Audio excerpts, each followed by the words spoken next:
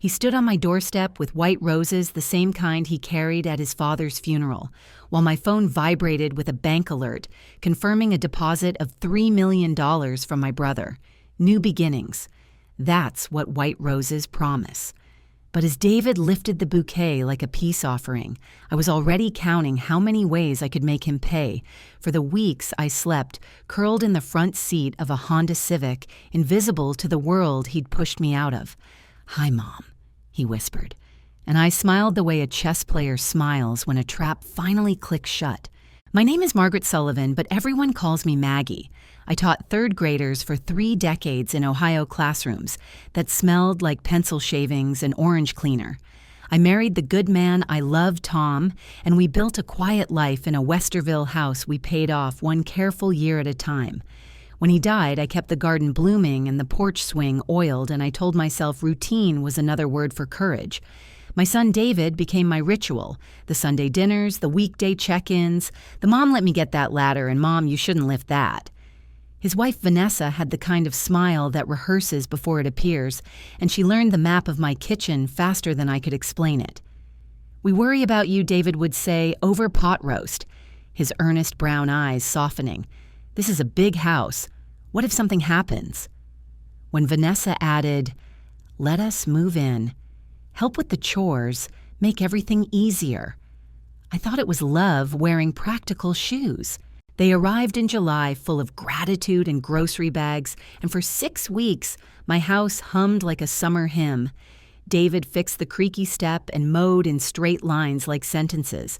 Vanessa folded napkins into little birds and cooked dinners that tasted like magazine promises. "It makes sense to tidy the paperwork, too," David murmured one evening, tapping a folder his golf buddy, the lawyer, had prepared. "Just to protect your assets in case of emergencies, put the deed in my name so there's no red tape." I signed in the same pen-stroke rhythm I used to sign permission slips, thinking protection and paperwork were cousins. The paper felt harmless as air, but fairy tales buckle under the weight of their unspoken clauses. On an August afternoon hot enough to melt patience, I heard David in Tom's old study, the door not quite closed. "Yeah, the deed transfer went through last month," he said lightly as if describing weather. "Once we get her moved out, we can renovate the whole upstairs and probably get $750 in this market. Moved out." The phrase slid under my skin and set up camp. My hand found the door frame and I held on as if the house were already drifting away, as if I could anchor it with bone and will. I backed down the hallway and into a new identity, the attentive ghost in her own home. From that day, I became a collector of tiny betrayals.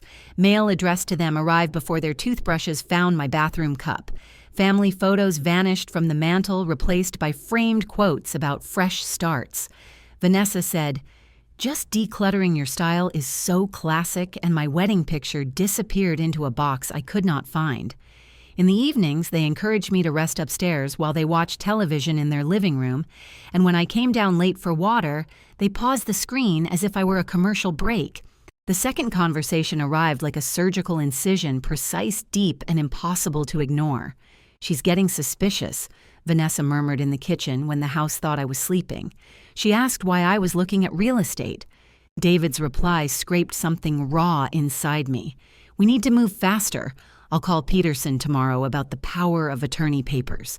Power of attorney, 3 words that can set a person outside her own life, like a stranger peering through glass. I sat on the dark stairwell and counted the things I knew for sure. I could still cook and drive and pay my bills, and the son I had nursed through fevers had been running a fever dream of his own, one where I had no vote, no keys, no past.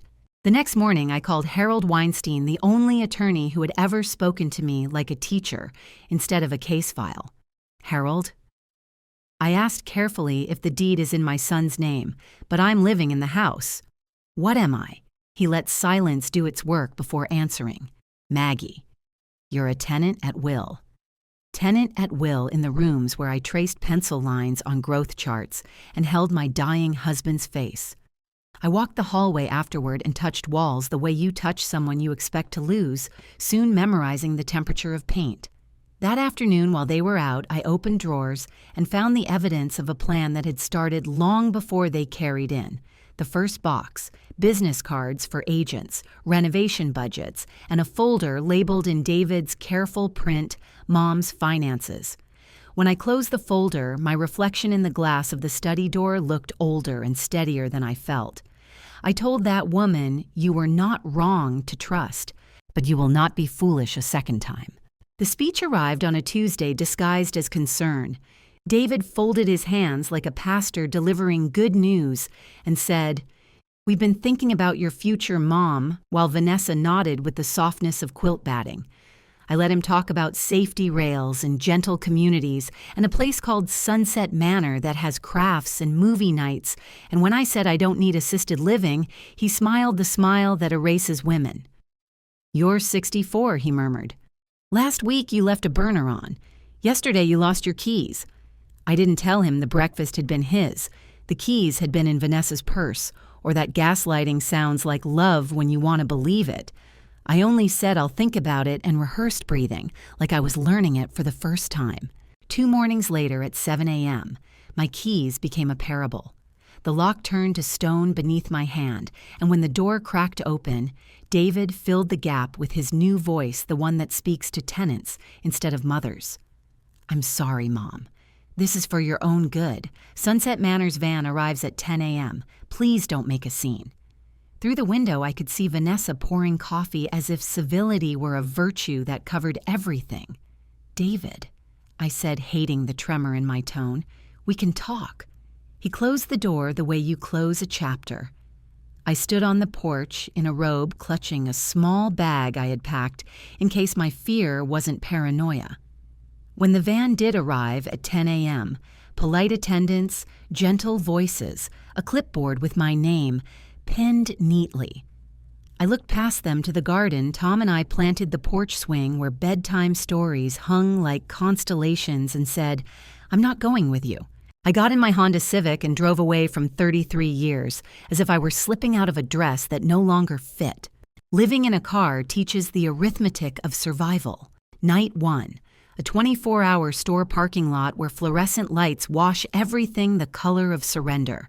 Night 2, a highway rest area where trucks exhale and fear keeps time.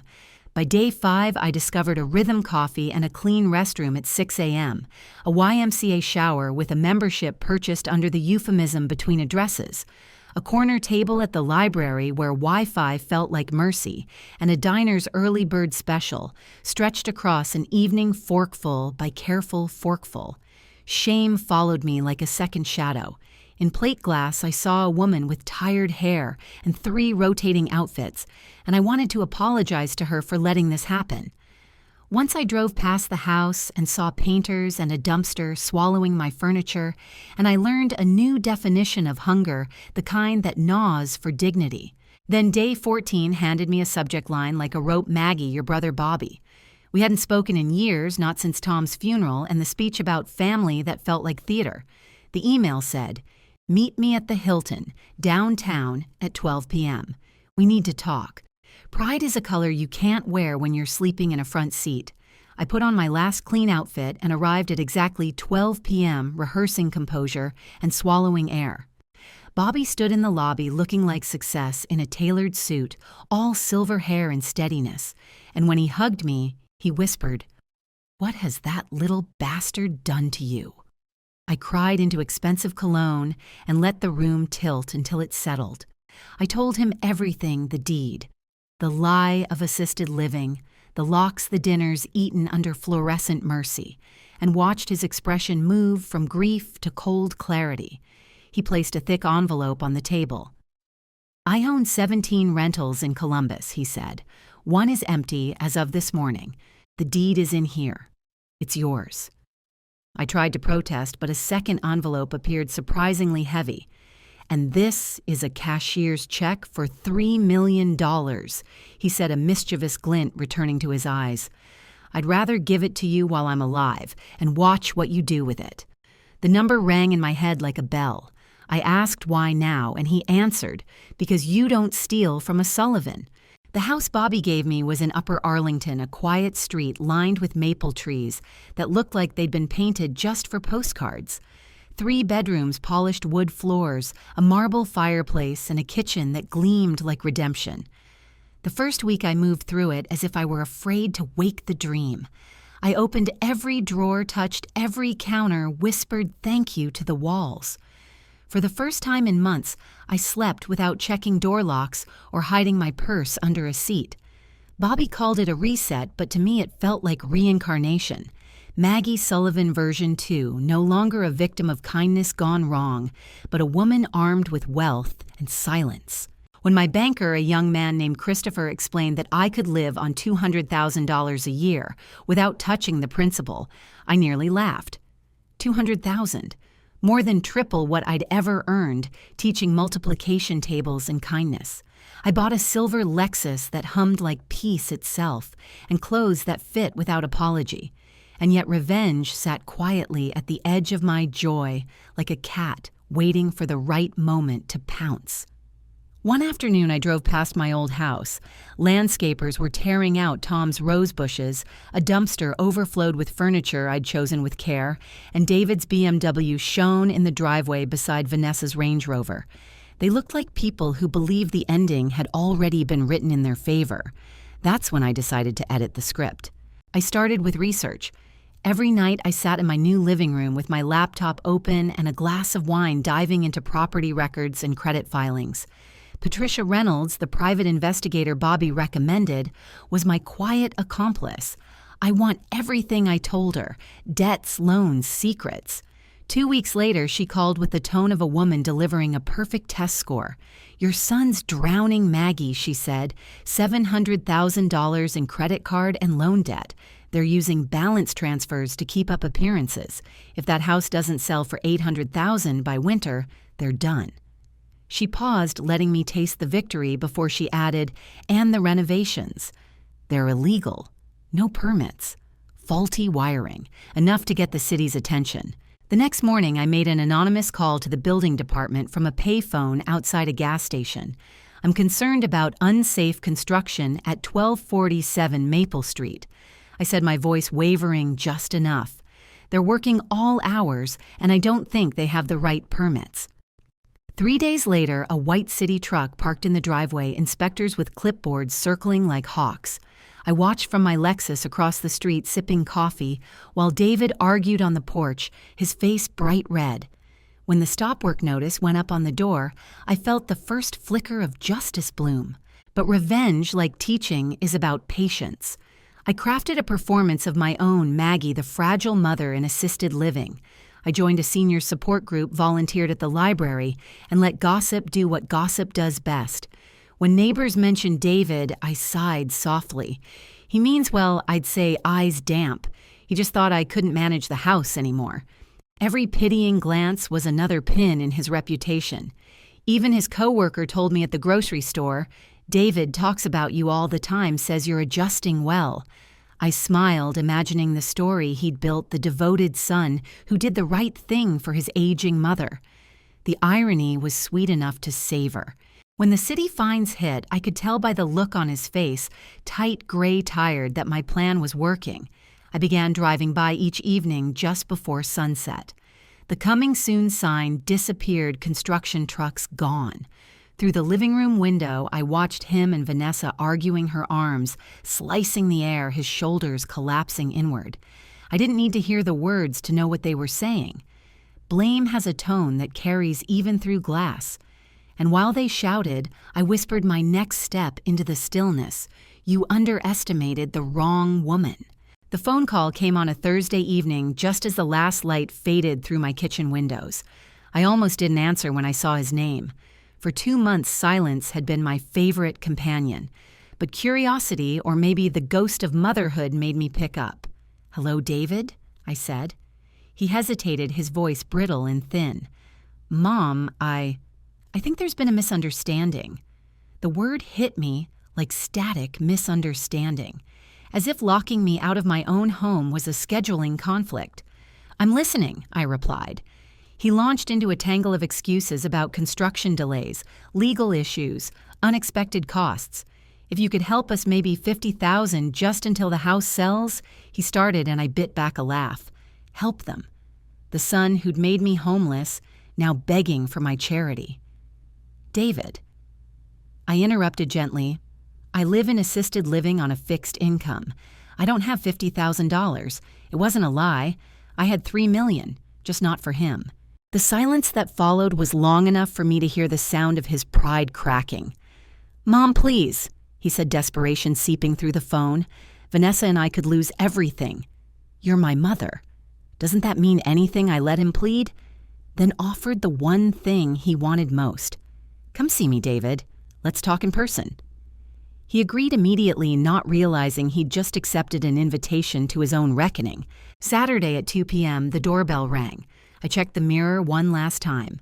Clean blouse calm, smile the kind of woman who wins without raising her voice.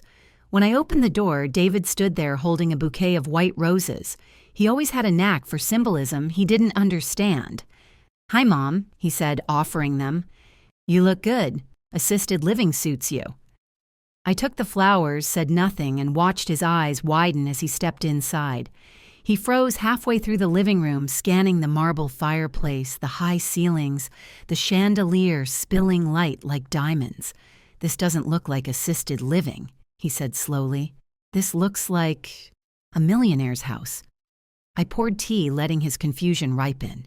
It is, I said simply. His head snapped toward me, eyes wide. What do you mean? I set the teacup down carefully. I mean, David, that your mother isn't quite as helpless as you thought. I know about the fraudulent loan you took, the forged signatures, the credit cards you opened in my name, the $200,000 you stole, and the unlicensed renovations that could collapse your precious investment. I know it all. The roses slipped from his fingers, petals scattering across the rug like white ash. Mom, he stammered, I can explain. I raised a hand. Don't. I've had enough of your explanations to last a lifetime. He sat down, his face colorless, eyes darting between me and the folder I placed on the table. How could you possibly know this? He whispered. Because I said, unlike you, I don't underestimate people. Your Uncle Bobby helped me. The house you're sitting in, he gave it to me free and clear. He also gave me $3 million. I used some of it to hire professionals. Turns out when you have money, you can afford the truth. I leaned forward, voice soft. And here's another truth, David. You've committed multiple federal crimes: bank fraud, identity theft, forgery. My attorney says 15 to 20 years in prison wouldn't be unusual. His breath hitched, panic flickering across his face. Mom, please. I didn't mean to. You meant every bit of it, I said, standing. You wanted my house, my savings, and when I trusted you, you took them. You told people I was losing my mind. You made me invisible. You made me small. He covered his face with his hands, shoulders shaking. What do you want from me? He whispered. The question hung in the air, the same one every guilty student eventually asks their teacher. I want you to understand, I said quietly, what it feels like to lose everything you thought you could rely on, to be betrayed by someone who carries your name. I walked to the door and opened it wide. But unlike you, I'm not cruel. I won't send you to prison. I won't even call the FBI. I'm simply going to let you live with what you've done and watch it all collapse around you. He looked up, disbelief and relief colliding in his expression. You're not pressing charges. No, I said, I'm not saving you either. You'll lose the house, your credit, your job, everything you built on lies. And when it's all gone, maybe you'll finally understand what you threw away. I glanced at the fallen roses. White roses, David.